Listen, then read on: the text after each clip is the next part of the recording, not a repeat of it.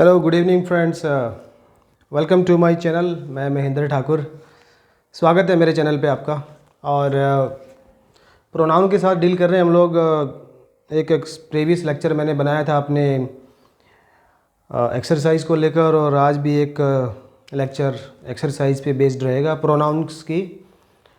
और जुड़े रहो मेरे साथ, धीरे धीरे ना यही सारी चीज़ें सीखने को मिल जाएंगी। देखते रहो, सीखते रहो। कोई प्रॉब्लम हो तो चैट बॉक्स में डालो। और जो बच्चे नए देख रहे हैं उनके लिए एक सुझाव है कि मेरे जो चैनल की प्ले लिस्ट में मैंने टॉपिक वाइज चैनल वो बनाए हैं लेक्चर्स। तो मेरा उनको सुझाव यही रहेगा कि आप ना बेसिक्स लेक्चर ज़रूर देखें। 6 से 7 लेक्चर है बेसिक्स पे। फोल्डर में जाना, प्ले लिस्ट में जाना, वहाँ से बेसिक्स के लेक्चर देखना ज़रूर। उसके बाद फिर सारी चीज़ें समझ में आएंगी आपको। बाकी जिनका बेस ऑलरेडी क्लियर है वो जुड़े रहो, देखते रहो, शेयर करते रहो।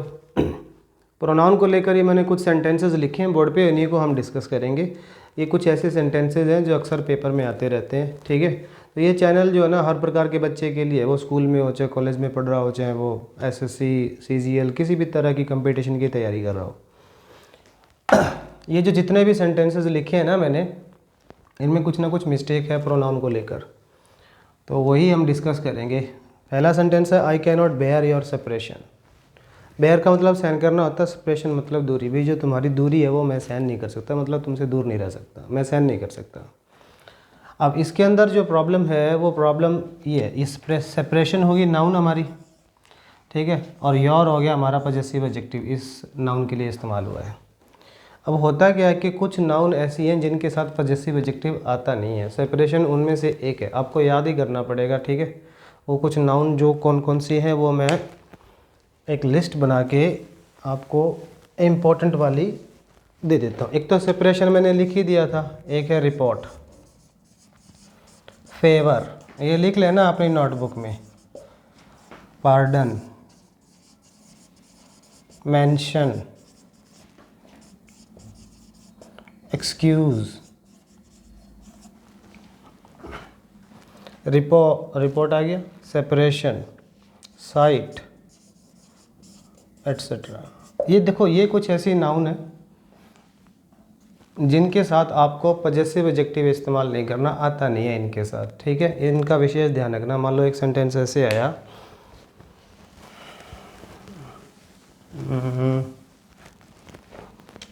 I need your favour. Simple सा सेंटेंस लेते हैं, आई नीड योर फेवर, मुझे तुम्हारे फेवर की ज़रूरत है, साथ चाहिए तुम्हारा।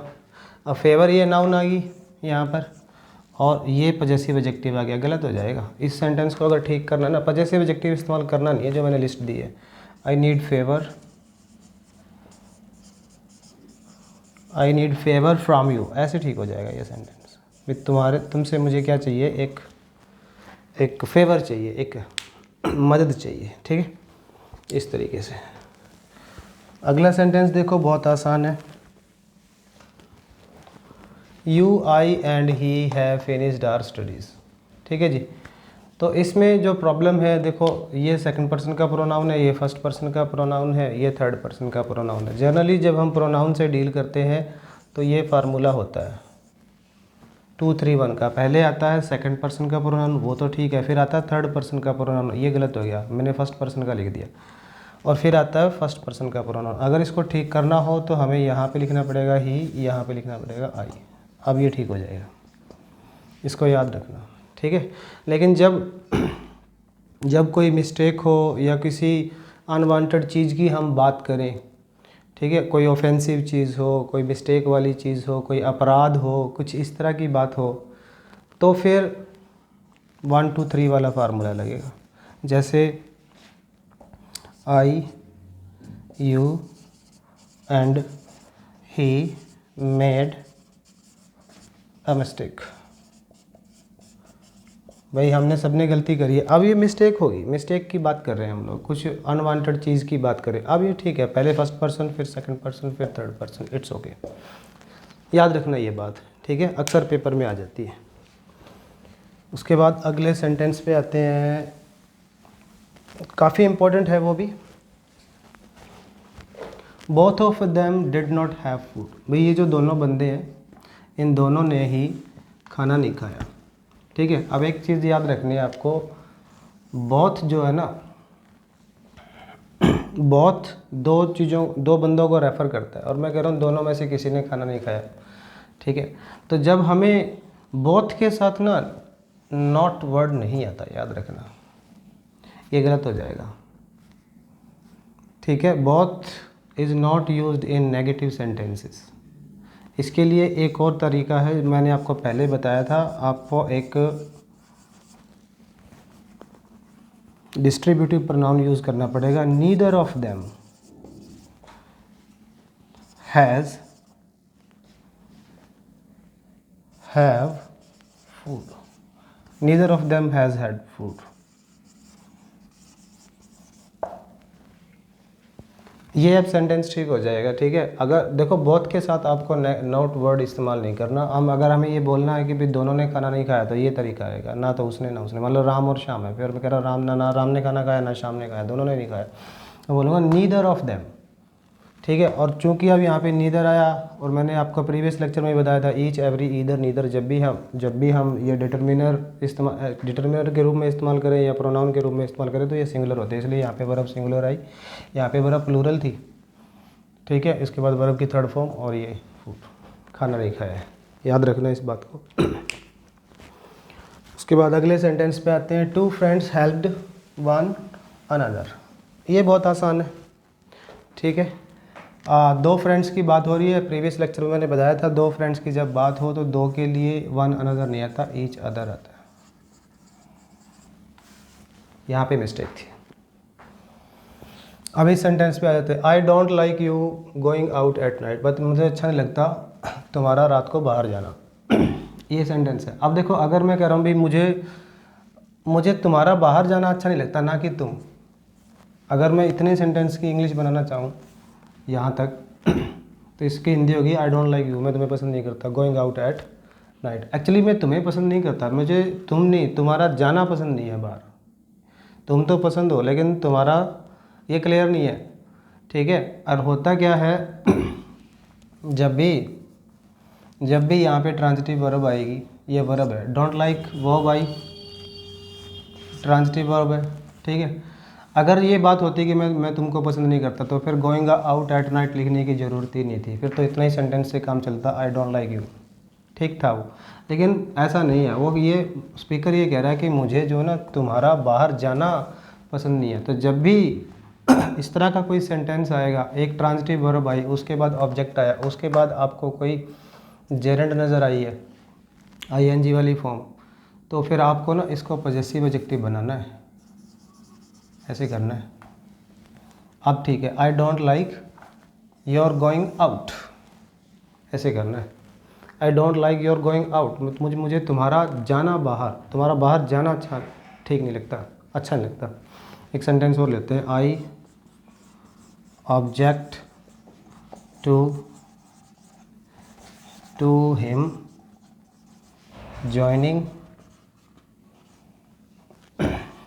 joining this job. ठीक है, अब मैं ऑब्जेक्ट किसको कर रहा हूँ, मुझे मतलब ऑब्जेक्शन है किस चीज़ को लेकर, तुम्हारे ऊपर ऑब्जेक्शन है या तुम्हारी ज्वाइनिंग को लेकर इस जॉब को। भाई तुम्हारे ऊपर ऑब्जेक्शन होता तो मैं ये बात लिखते ही ना, ये वाली बात, ज्वाइनिंग दिस जॉब, इसका मतलब मुझे तुम्हारे ऊपर ऑब्जेक्शन है, फिर ये सेंटेंस ठीक होता। ऑब्जेक्शन मुझे इस थर्ड पर्सन पे नहीं है, तुम्हारा बोल रहा हूँ, सॉरी, थर्ड पर्सन पे नहीं है, इस थर्ड पर्सन की ज्वाइनिंग को लेकर है। ठीक है, तो फिर इसको हटाओ, यहाँ पे पॉजेसिव एडजेक्टिव इस्तेमाल करो, अब ये सेंटेंस ठीक हो जाएगा। I object to his joining this job, उसकी जॉइनिंग को लेकर मुझे थोड़ा ऑब्जेक्शन है, उस पर नहीं है। ठीक है, अगला सेंटेंस देखो, ये अच्छा सेंटेंस है, काम का है। It is I who is at fault, वो मैं हूँ जिसका कसूर है, जो एट फॉल्ट पे है। अब ये रिलेटिव प्रोनाउन इस्तेमाल हुआ, इसका जो एंटीसीडेंट है वो आई है। ठीक है, और मैंने आपको प्रीवियस लेक्चर में बताया था, जैसा हमारा एंटीसीडेंट होता है ऐसी आगे वर्ब लगती है। इस बार आई जो एंटीसीडेंट है वो आए है। ठीक है, आए है तो आई के साथ इज़ नहीं आता, यहाँ पे एम आएगा। It is I who am at fault, वो मैं हूँ जो जिसका दोष है, जो गलती कर रहा है। अब लास्ट वाले सेंटेंस पे आ जाओ। लुक एट द रूम, उस रूम को देखो, हुज विंडो इज़ ओपन, जिसकी विंडो ओपन। ठीक है, हुज से हमेशा एक रिलेटिव क्लोज स्टार्ट होता है। हुज जो है ना लिविंग थिंग्स के लिए इस्तेमाल होता है, और विच नॉन लिविंग थिंग्स के लिए इस्तेमाल होता है। ये बात याद रखना, ठीक है। अब मैं किसकी बात कर रहा हूँ? हुज से पहले जो एंटीसीडेंट आया है, रूम है, वो तो नॉन लिविंग है, ठीक है जी। नॉन लिविंग है तो फिर हम यहाँ पे हुज इस्तेमाल नहीं कर सकते, गलत हो जाएगा। अब मैं मुझे विच लगाना पड़ेगा यहाँ पे। मान लो मैं यहाँ पे विच लगा दूँ हुज की जगह। Look at the room which window is open, तब भी ये सेंटेंस ठीक नहीं रहेगा। अब हमें क्या होता है, अगर तो हम रूम की बात करें फिर तो ठीक है, विच ठीक है। अगर रूम जो हमारा एंटीसीडेंट आता है ना, याद रखना, जो भी हमारा एंटीसीडेंट आता है, एंटीसीडेंट, अगर एंटीसीडेंट की ही बात हो, ठीक है, अगर वो लिविंग है फिर तो हुम आ जाता है। अगर वो नॉन लिविंग है फिर उसके लिए विच इस्तेमाल कर ले, अगर उसी की एंटीसीडेंट की बात हो। लेकिन अगर एंटीसीडेंट की किसी चीज़ की बात हो, एंटीसीडेंट की किसी पोजीशन की बात हो, मतलब मैं ये कह रहा हूँ कि I saw a boy dash was standing alone, ठीक है। अब ये जो हमारा एंटीसीडेंट आया लिविंग है, ठीक है। लिविंग के लिए हमारे पास जो रिलेटिव प्रोनाउन वो होंगे वो हु या हुम होंगे। अब जो वॉज स्टैंडिंग, ये जो वर्ब आई है, इसका वर्ब को हमें सब्जेक्ट चाहिए, तो यहाँ पे आ गया हु। अब हु इसलिए आया है क्योंकि अब है ना, जो हु आया है वो हु बॉय के लिए आया। बॉय की किसी चीज़ को रेफ़र नहीं करना, याद रखना। बॉय की अगर किसी चीज़ को अगर हमें रेफ़र करना हो, अब हम बात कर रहे हैं ना, हु वाज स्टैंडिंग अलोन, ये जो क्लोज आया है ये बॉय के लिए है। बॉय की खुद की बात हो रही है। ये लड़का ही अकेला खड़ा था, मैंने एक लड़का देखा वो अकेला खड़ा था वहाँ पे, ठीक है। अगर यही सेंटेंस ऐसे आया, I saw a boy dash car was parked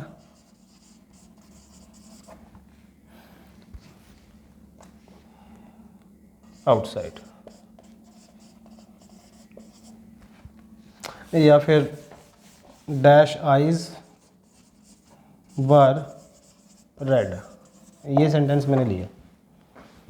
अब देखो यहाँ पे एंटीसीडेंट जो है ए बॉय, ठीक है। आइज वर रेड, आँखें उसकी लाल थी। अब ये जो क्लोज है ना, आइज वर रेड, ये बॉय की बात नहीं है, बॉय की आँखों की बात है, ठीक है। अगर ये बॉय की खुद की, अगर हमें बॉय की बात करना हो तो हमें सब्जेक्ट की ज़रूरत हो तो हु लगा देंगे, ऑब्जेक्ट की ज़रूरत हो तो हुम लगा देंगे। लेकिन अब मैं कह रहा हूँ, मैंने एक लड़का देखा, आइज़ वर रेड, आँखें लाल थी, तो उसकी आँखें लाल थी। अब बॉयज़ की बात ना होगी, उसकी आँखों की बात हो रही है, तो अब हमें हुज या विच लगाना। अब चूँकि हमारा एंटीसीडेंट लिविंग है तो हुज आएगा। हुज का मतलब जिसकी, विच का मतलब भी जिसकी होता है। ये बात थी जो ऊपर वाले सेंटेंस पे लागू हो रही है, यही चीज़ आपको सीखनी है।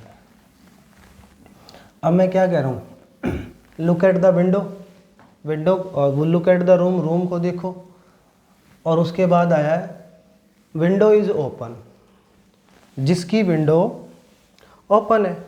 अब विंडो की बात हो रही है, रूम की विंडो की बात है। जैसे यहाँ पे बॉय के आंखों की बात थी, बॉय की बात नहीं, बॉय के आंखों की बात थी, ऐसे ही यहाँ पे रूम की बात ना हो के विंडो की बात हो रही है। वे उस रूम को देखो जिसकी विंडो जो है ओपन है। अब हमें यहाँ पे हमारा जो एंटीसीडेंट है, एक बात तो नॉन लिविंग है, विच करना पड़ेगा। लेकिन दो तरीके हैं, जिस चीज़ की बात हो रही है ना उस चीज़ को पहले लिखो आप ऐसे, द विंडो, उसके बाद ऑफ प्रेपोजिशन, और फिर विच लगाओ। The window of which is open, ऐसे लिखा जाएगा, ऐसे, ठीक है। जब हमारा एंटीसीडेंट कोई नॉन लिविंग हो और उसकी बात ना हो कि उसकी किसी चीज़ की बात हो, तो पहले वो चीज़ लिखो, फिर ऑफ प्रीपोजिशन लगाओ, उसके बाद विच लगाओ। एक सेंटेंस और लेते हैं। There is a car